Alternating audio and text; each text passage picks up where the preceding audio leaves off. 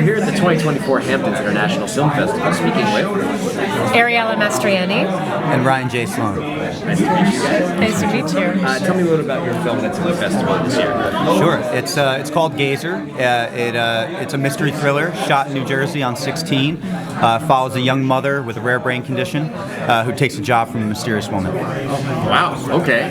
So it's shot on 16 millimeter. Let's start with that. Okay. That was a particular choice for this film. It was. Yeah. Why did you make that choice? Well, I grew up playing with film. I think that all the films that I watched as a kid, and you know, even the ones that I revisit that I love very much, are all shot on film. So I kind of have this relationship to celluloid that I can't. It's kind of a love-hate thing, to be honest, because it costs so much money. But I just think that film in general is just such a beautiful, magical medium that we need to keep alive, and had to do it. Yeah, we self-finance the film as well. So when you are putting your own money into something, you have complete creative autonomy. Yeah. And we wanted to do it that way. Yeah. You know? Of course, you don't have any execs telling you what to do. Yeah. Exactly, that you can't do it. Yes. So. And the simple purists like Nolan, I'm sure, would say that that's a great choice because we're trying to live with film and to do that. Yeah. So the film's called Gazer. Tell me about why that was your choice for the title. So we were very inspired by, the voyeuristic paranoia thrillers, Michael Powell's Peeping Tom, Hitchcock's Rear Window, Vertigo. Even The Conversation. Coppola's Conversation, Antonio's Blow Up, De Palma's Blowout. All these films where people an observer finds themselves caught in a mystery. Yeah. Okay, so let's move on to the script. Talk about the script. So tell me about when the idea started to formulate, then some of your brainstorming, and then how did you know that your script was locked and ready to shoot? Well, during the pandemic, we started writing, and Ryan and I were talking about the film we wanted to make, and we just started revisiting all the films that inspired us, which included those films that we mentioned. We sat down and we were like, okay, what is the kind of film we want to make? So we started exploring this genre more, deeper. And at the time, I was reading a novel called The Man Who Mistook His Wife for a Hat by Dr. Oliver Sacks, and we kind of went down this road of these different types of brain conditions, and one became very interesting to us. That became kind of the central starting point, really, of the film. Yeah, it was called Dyschronometry. It's a time perception disorder, and it's just something that we've never seen on film before, and we thought it would be perfect for the kind of story that we wanted to tell. How does a person with this condition survive in such a digital, overstimulated world?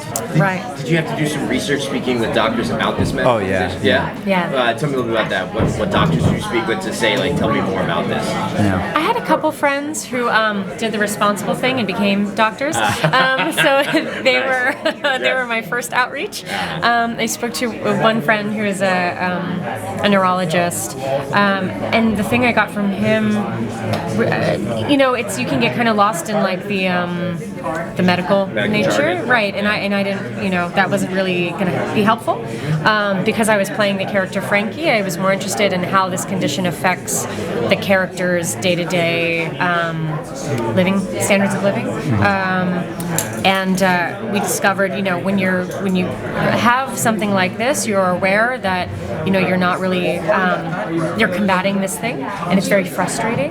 So that I think that really cracked something open for us, because it's this woman is living with this engine of frustration, and she's trying to remain like a ghost, not to be disruptive in other people's lives because of what she has going on. So I think it's dangerous for her, right?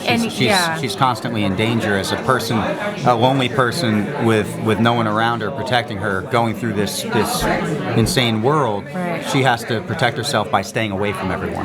Yeah, it really shaped her kind of emotional landscape. Yeah. It sounds like your character is going through a lot with this condition. Yeah. It's very, very disabling. Yeah. It's very hard to overcome. Yeah. I think it's fascinating, and I think if our audience is watching this and wants to check it out, where could they go to find out more about it? We are releasing theatrically. Hey! Yeah, Congratulations. Thank Thank you. you. Nice. February of 2025. So be Yeah. on the lookout for that after probably mid to late February. Yeah, the full date's not announced yet, but it's through Metrograph Pictures, and it'll be out in theaters Yeah. because we are theater people. New York, LA, all the major Yeah. cities. I love that saying.